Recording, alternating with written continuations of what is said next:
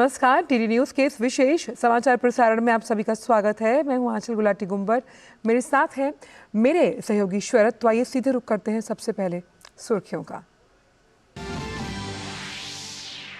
प्रधानमंत्री नरेंद्र मोदी आज से तमिलनाडु और लक्षद्वीप की 2 दिवसीय यात्रा पर 19,850 करोड़ रुपए से अधिक की कई विकास परियोजनाओं का करेंगे उद्घाटन, लोकार्पण और शिलान्यास।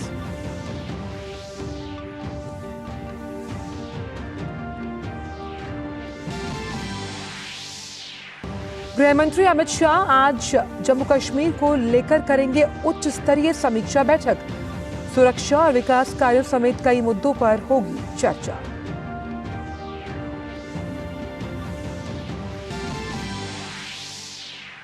एसबीआई की देश भर में 29 अधिकृत शाखाओं के माध्यम से आज से 11 जनवरी तक होगी चुनावी बॉन्ड्स की बिक्री।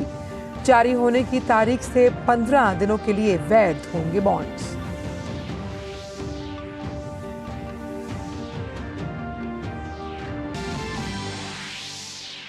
विकसित भारत संकल्प यात्रा में एक और महत्वपूर्ण उपलब्धि, भागीदारों की संख्या 8 करोड़ के पार। 15 नवंबर को प्रधानमंत्री नरेंद्र मोदी ने झारखंड के खूंटी से की थी यात्रा की शुरुआत।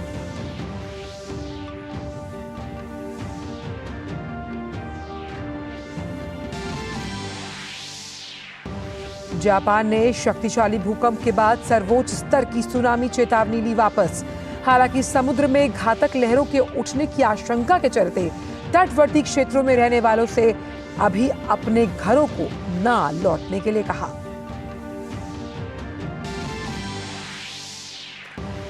भारत और ऑस्ट्रेलिया की महिला टीमें आज 3 मैचों की वनडे सीरीज के तीसरे मुकाबले में होंगी आमने सामने।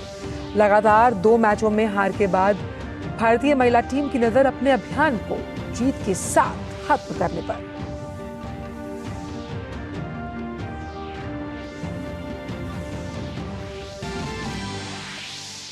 और मौसम विभाग ने कहा, पंजाब, हरियाणा, उत्तर प्रदेश और उत्तरी राजस्थान के कुछ भागों में अगले 2 दिनों तक जारी रहेगी शीतलहर।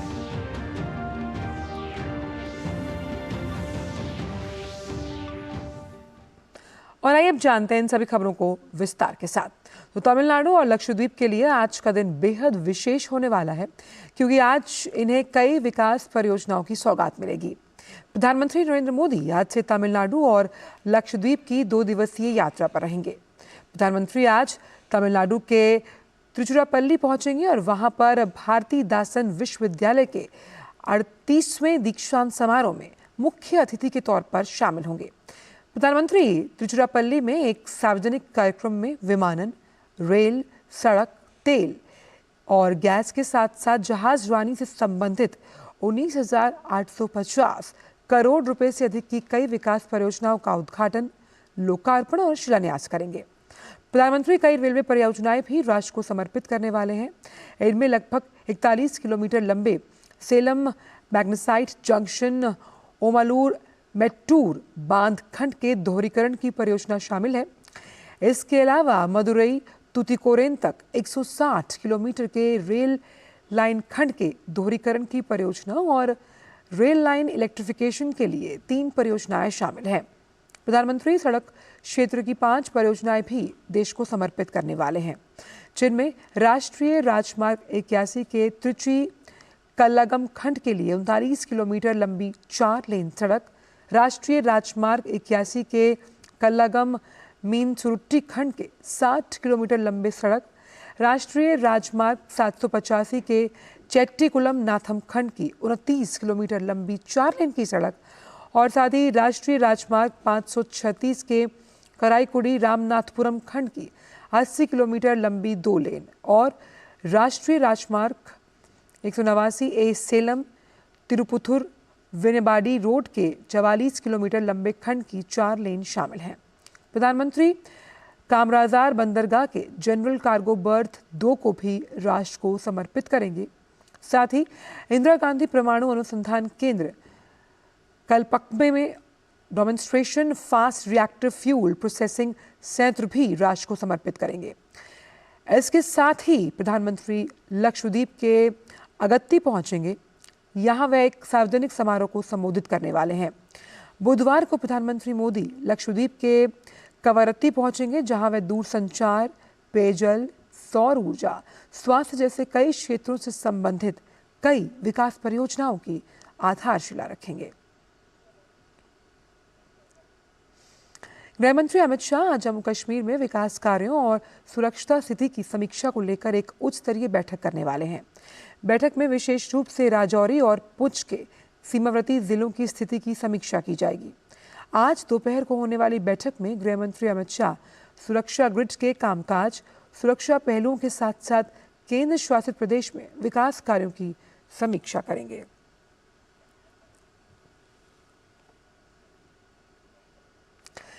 चुनावी बॉन्ड्स की बिक्री आज से शुरू होगी। इनकी बिक्री 11 जनवरी तक एसबीआई के देश भर में 29 अधिकृत शाखाओं के माध्यम से की जाएगी।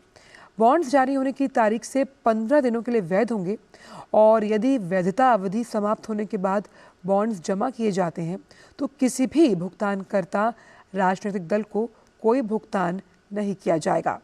केवल पंजीकृत राजनीतिक दल जिन्होंने पिछले आम चुनाव या फिर राज्य की विधानसभाओं में मतदान का कम से कम 1% वोट हासिल किया था, वो ही चुनावी बॉन्ड्स प्राप्त करने के पात्र होंगे। विकसित भारत संकल्प यात्रा से जुड़ने वाले प्रतिभागियों की बढ़ती संख्या रिकॉर्ड बनाती नजर आ रही है। ये आंकड़ा अब 8 करोड़ को पार हो गया। ये यात्रा 36 राज्यों, संघ राज्यों के 782 जिलों में पहुंच रही है। इस दौरान 5,256 शहरी क्षेत्र और 1,46,800 ग्राम पंचायतों तक आईईसी वैन पहुंच रही है। इस दौरान विकसित भारत संकल्प यात्रा ने शानदार सफलता अर्जित की। ताज़ा आंकड़ों के मुताबिक इस समय प्रतिभागियों की संख्या 8 करोड़ से ज्यादा है। इस यात्रा की सफलता का अंदाजा हर दिन जुड़ रहे नए प्रतिभागियों से लगाया जा सकता है। बात अयोध्या की, जहां राम मंदिर की प्राण प्रतिष्ठा की तैयारियां जोरों पर हैं। इससे पहले नए साल के पहले दिन अयोध्या में भगवान रामलला को खास तरह का प्रसाद चढ़ाने के लिए 56 भोग लाया गया।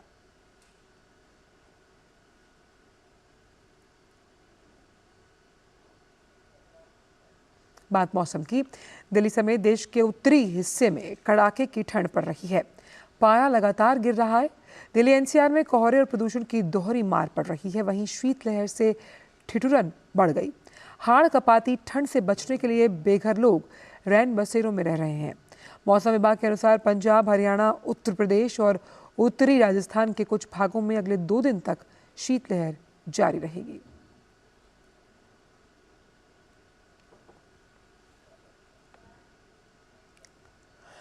और अब बात क्रिकेट की। भारत और ऑस्ट्रेलिया की महिला टीमों के बीच आज 3 मैचों की सीरीज का तीसरा और अंतिम मैच खेला जाएगा।